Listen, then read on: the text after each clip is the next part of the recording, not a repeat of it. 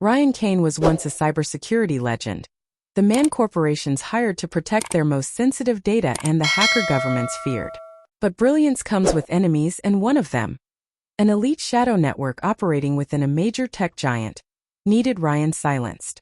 Framed for breaching a classified national system, he was dragged into court with fabricated evidence and sentenced to life in the Fortress, a military-grade prison located hundreds of miles into the desert, wrapped in heat, steel, and silence.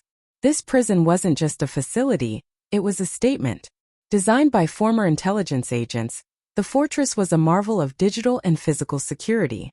Layers of biometric sensors, AI-driven surveillance, guard patrols, motion detectors, underground seismic sensors, and even behavior prediction software created an environment where even thinking of escape was considered foolish. But Ryan wasn't ordinary. An escape wasn't just a desire. It was a calculated necessity. First, he played it smart.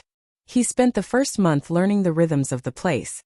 When the drones scanned the blocks, how the guards changed shifts, which inmates had influence and which ones traded in secrets. He realized quickly that the key to escaping the Fortress was not brute force. It was information. Every day, he collected bits of intel like breadcrumbs. He marked the frequency of sensor resets, mapped the power supply routes based on humming sounds at night, and counted seconds between door locks when the power flickered. Then he met Mitch, a former structural engineer imprisoned for a disaster he didn't prevent. Mitch, bitter but brilliant, remembered blueprints in stunning detail. They bonded silently, exchanging puzzles, codes, and theories late at night. Mitch became the architect. Then came Shade, a former smuggler and master of makeshift tools. Shade was the hands, and Hawk, a quiet, observant man who never blinked, became the ghost who tracked movements of everyone, including guards. The four formed a team, not out of friendship but shared purpose.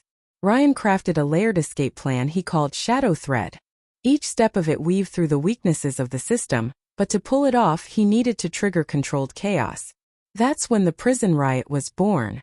Ryan orchestrated a fake conflict in Block C.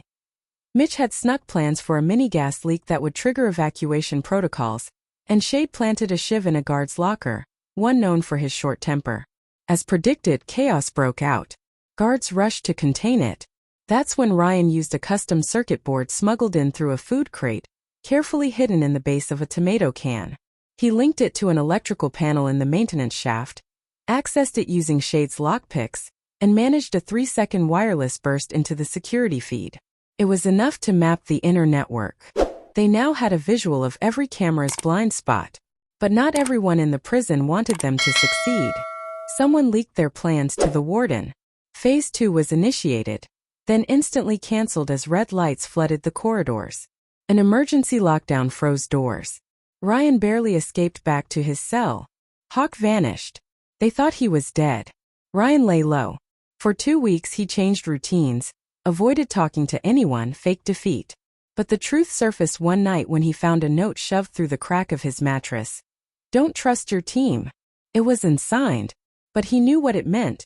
Someone inside was playing double. Yet he couldn't stop. They were already committed. He made a fake version of their plan, complete with schematics and access codes, and leaked it to the suspected mole, watching how the guards responded. They ran drills based on false information, redirecting their attention to a completely different corridor. Meanwhile, Ryan updated the real plan. The new escape route? Through the incinerator shafts, only offline once every 3 days for maintenance. Hot, narrow, and deadly, but temporarily blind to sensors. He calculated the timing to the second. The incinerators powered down at 2:43 a.m. and stayed dormant for 11 minutes. Just enough. The night of the escape arrived. At 2:40, Mitch disabled the door relays from the control closet. Shade jammed the camera loops with static pulses from a repurposed radio. Ryan had memorized the entire 87-meter route through the tunnel. They crawled, sweat dripping, choking on ash and burnt metal. At one point, Shade's sleeve caught fire. Mitch tore it off, burning his own hand. But they kept moving. They emerged in the waste treatment unit. All that remained was the final mechanical gate, a relic not connected to the AI. It required a 14-digit passcode. The warden's code. One that changed weekly. Ryan didn't have it. But he did have behavioral logs of the warden, observed by Hawk over weeks. The warden favored his birthday in reverse, his daughter's initials in ASCII, and the year he was promoted. Ryan fed the pattern into his mind's algorithm. 14 seconds. The gate clicked open. But then the alarm screamed. Someone had triggered a manual override. And there stood Hawk, alive, soaked in blood, holding a weapon. "You weren't going to leave me, were you?" he asked, shaking. "I saw your note," Ryan said calmly. "You knew the mole wasn't one of us. It was the system itself. The AI tracked our movements, it learned our patterns. You fed it false ones." Hawk nodded. "It worked. Until it didn't." They didn't have time for apologies. They ran.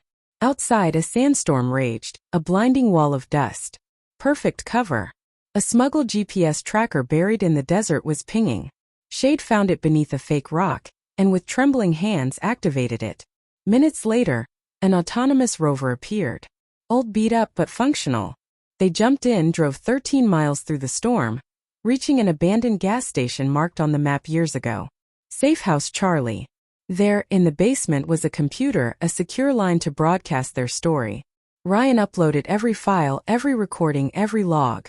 Evidence of corruption, false imprisonment, AI overreach, and a plan to eliminate dissenting minds like his. It went viral within hours. The world saw what happened inside the fortress. Public outrage exploded. Investigations were launched. The prison shut down. Ryan, still a fugitive, still hiding, but now a symbol, a whisper, a warning. Some say he's rebuilding something underground, a network, a resistance. Others say he's just trying to live in peace. But everyone agrees on one thing. Ryan Kane didn't just escape a prison, he rewrote the rules of what freedom means.